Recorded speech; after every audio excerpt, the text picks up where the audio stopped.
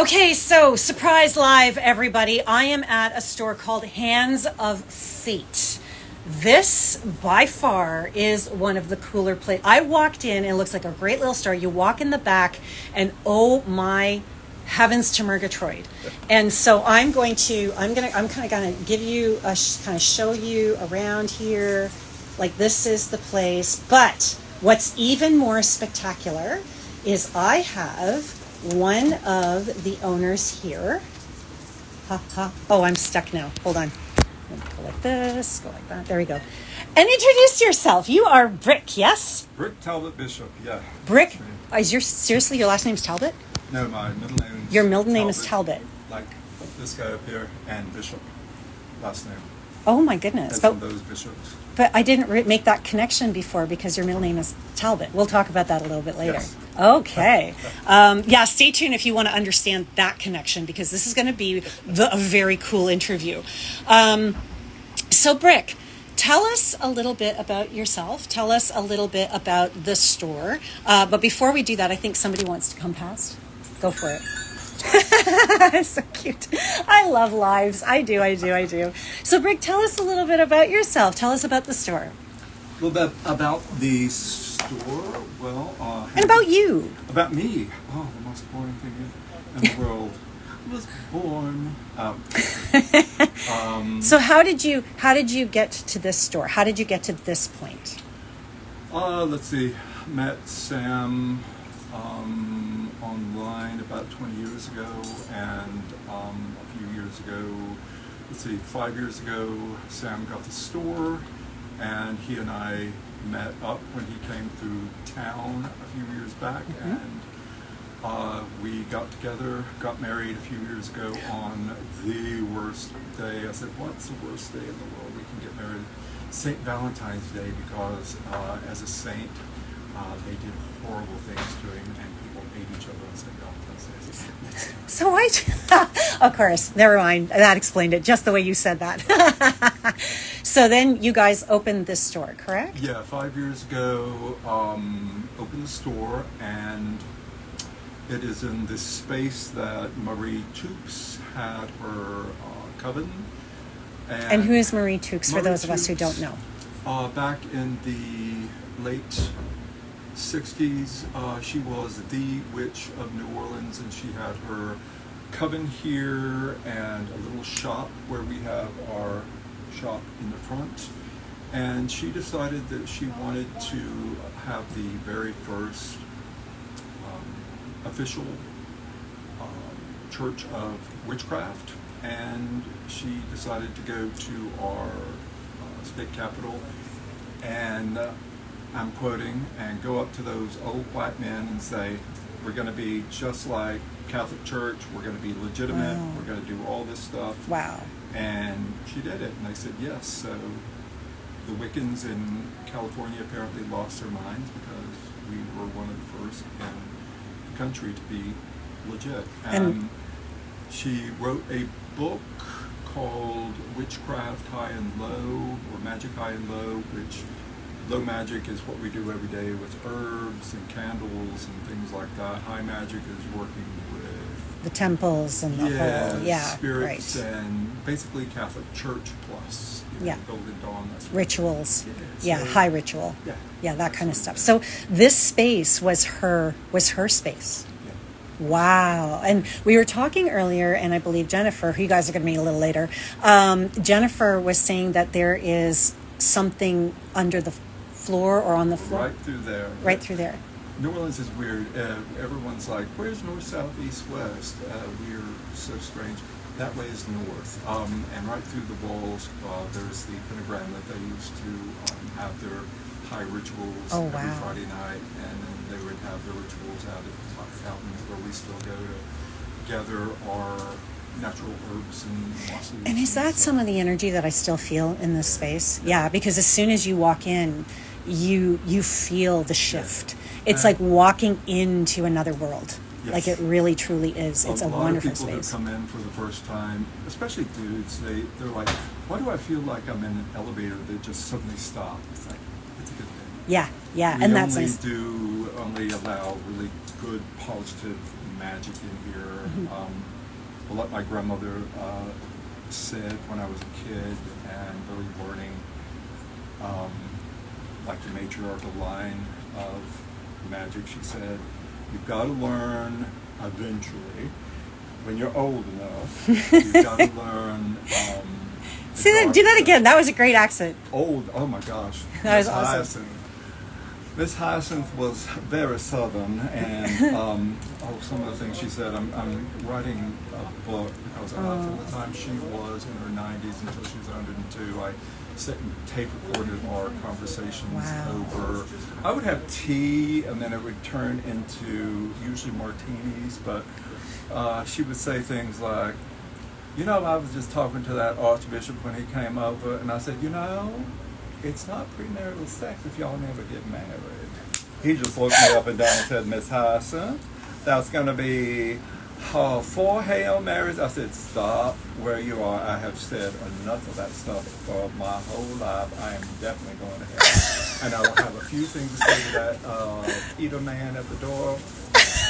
So he said, when you're learning magic, after you learn the bright light part, you have to learn the dark part about magic, because it's like you need to understand one to understand the other. And we were in the middle of watching some crime show about someone who was after a serial killer. She said, that's it.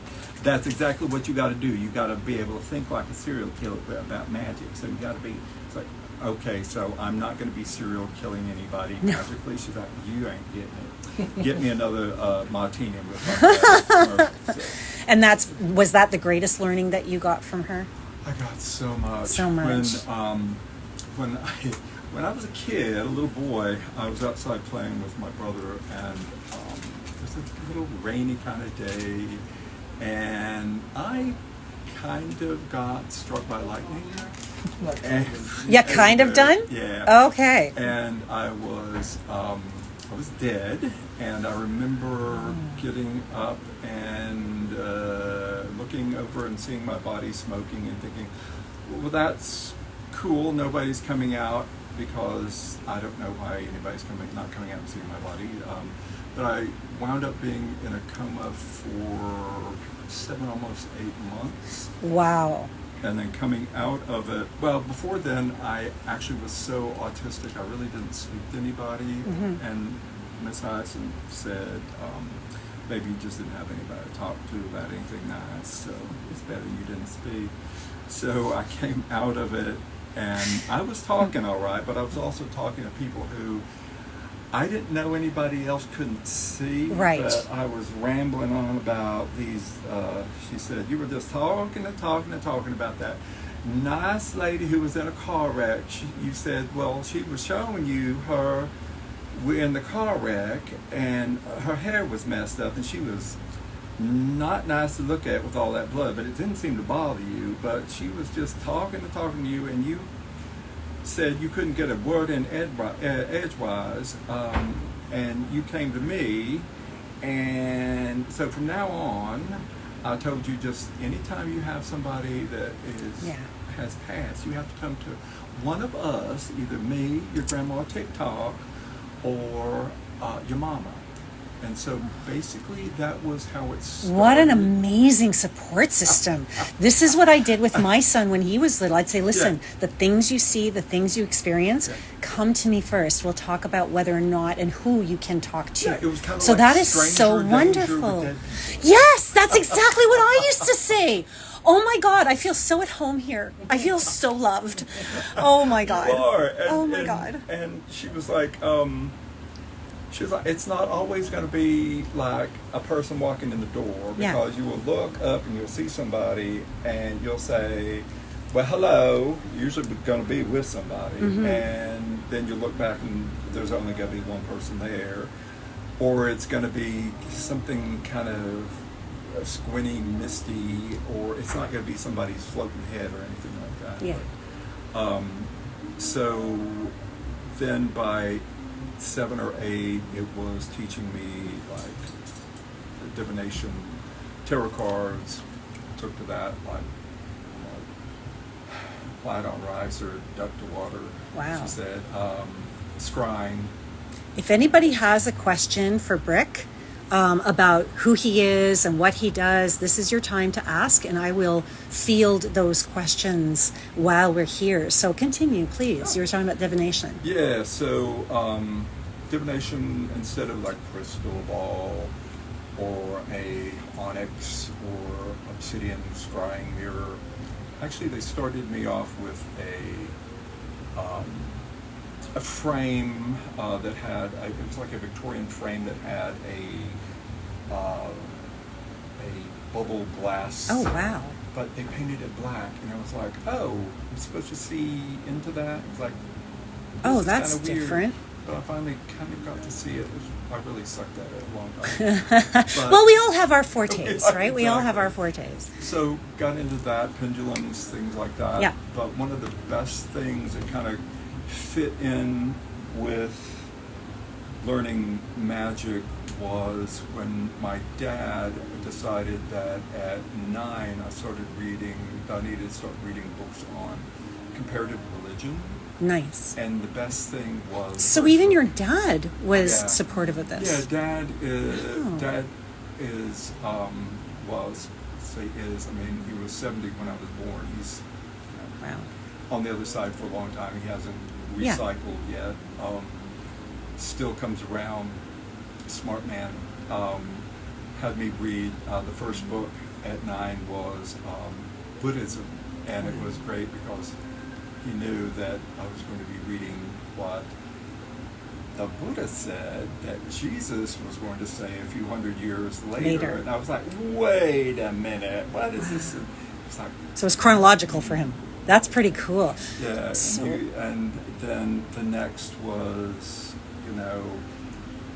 Latter-day Saints. It's like, what is this? Magic glasses? I was like, he's like, read it. And then Hinduism took me like 2.5, 3 years, and then this and that and that.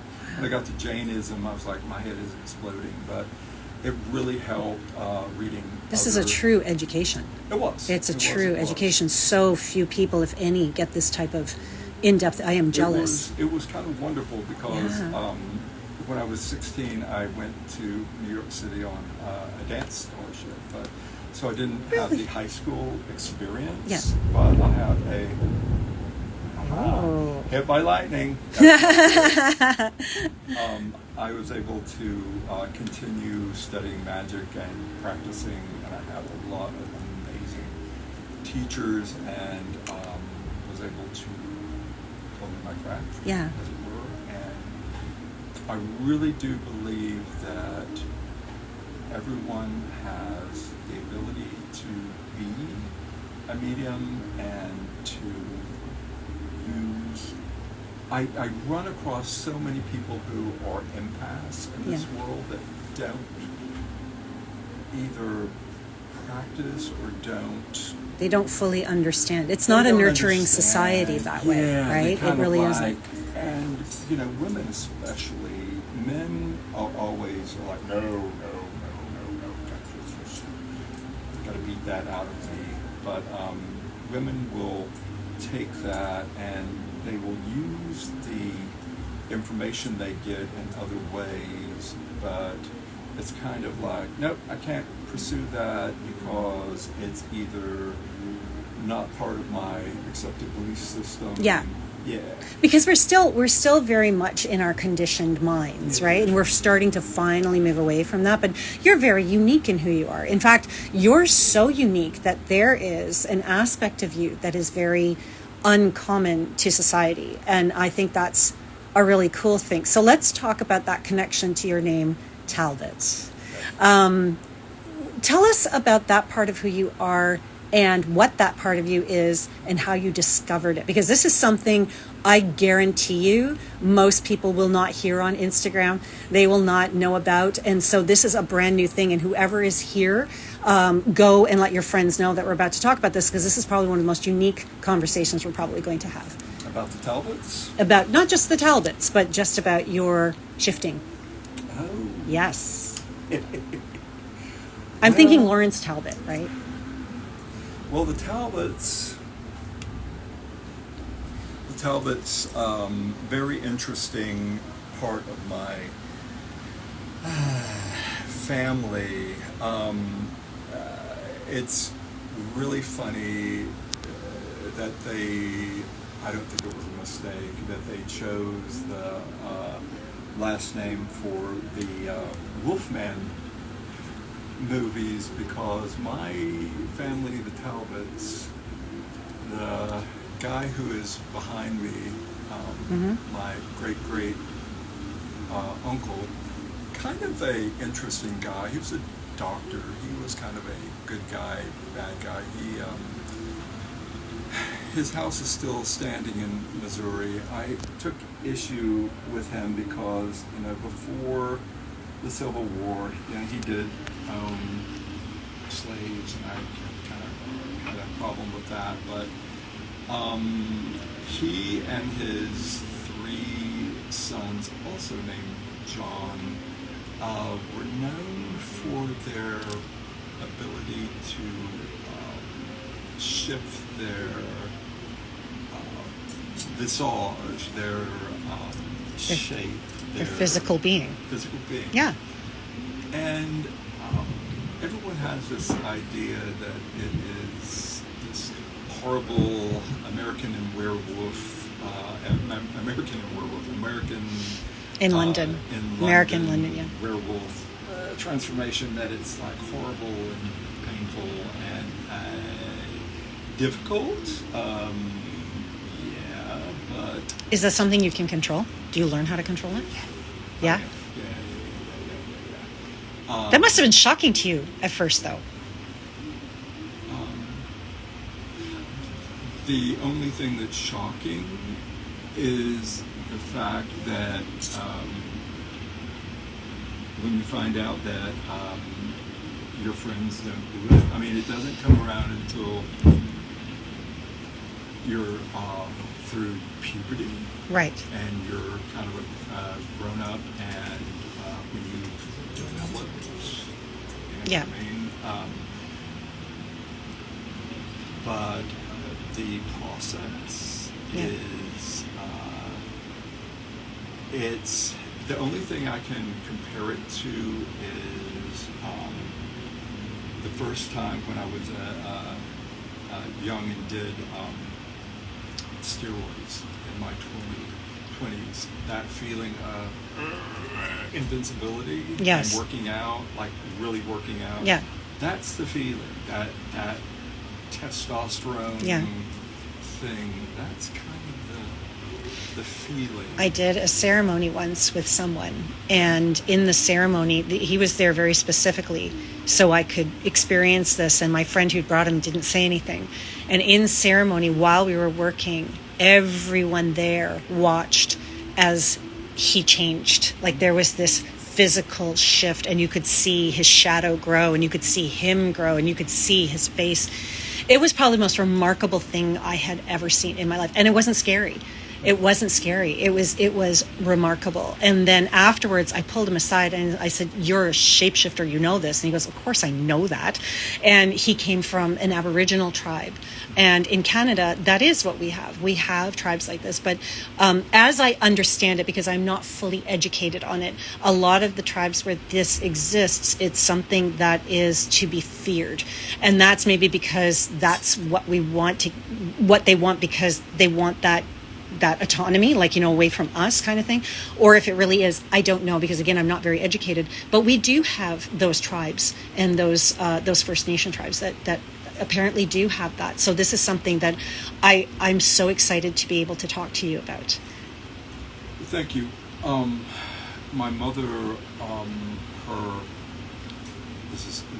last husband was a Tiwa Pueblo indigenous. He called himself Indian. He liked the word. He's like, Indian is fine. Chief. Mm-hmm. He went by Vidal, but his name was Chief Cloudy. And they lived outside of Albuquerque in a place, Espanola, on the reservation. Had the most wonderful house. It's like, live on the reservation, the res. I love a Pueblo that cost $1 million. It's like, I had no idea. It was gorgeous, but we talked about this, and the bodega, the this, the that, he told me, he said, our way, we've been here for 9,000 years. Their way across the hill, it's kind of semi-mountain. They've been here for 7,000. They believe that they should be killed because they come and they will attack you. Yeah, they're dangerous. They're dangerous. They're to be feared. Our way is that they fight what was he called? The Raven Mocker. The Raven Mocker is another being who comes in and will actually come in the guise of a person and will cause havoc and kill people around. So it was up to shapeshifters come and... You were the guards. Be the guard. Yeah, it was kind of like the old... have you ever heard of the Benedante? Mm-hmm. Yeah, it was kind of like that. And for those who don't know, what is that? Yeah, they were basically werewolves that would come and kill witches. Mm-hmm. And over the years, that kind of got twisted around that the werewolves would come and kill all witches, but right. Originally it was the bad witches. Right, the dark witches. Yeah, the dark witches that would like do things like come and steal your babies to make flying ointment and yes. things like that. It's like the worst thing in the world. And that stuff only were mixed with hallucinogens. Yeah. It perpetuates the mythologies. Yeah. Right? Yeah. But yeah, the Benedante were and are still around, and they're the good guys. Thank you so much for this interview. I can't even tell you, and I really appreciate your openness. I appreciate this space, and I appreciate what you do for all of us and for all of my viewers who are watching now and who will watch this later, because a lot of them, will wake up in the morning and have their coffee and they'll be watching this with us. So I would change now, but I would split. No. No. Oh, wow. That would be cool. I thought you meant changes because we're on the live. But yeah, it's all good. It's all good. Thank you so much. And I'm just going to swing over here because I want to show you guys this picture of Grandma Tick Tock and say thank you to her as well for giving us this beautiful gift, this brick, this wonderful, educated, amazing human being that we've just spoke to. Thank you, everybody, for being with me. Thanks for watching this special live. There is another one coming up, so stay tuned for that as well. And we will talk to you guys very, very shortly. Very shortly.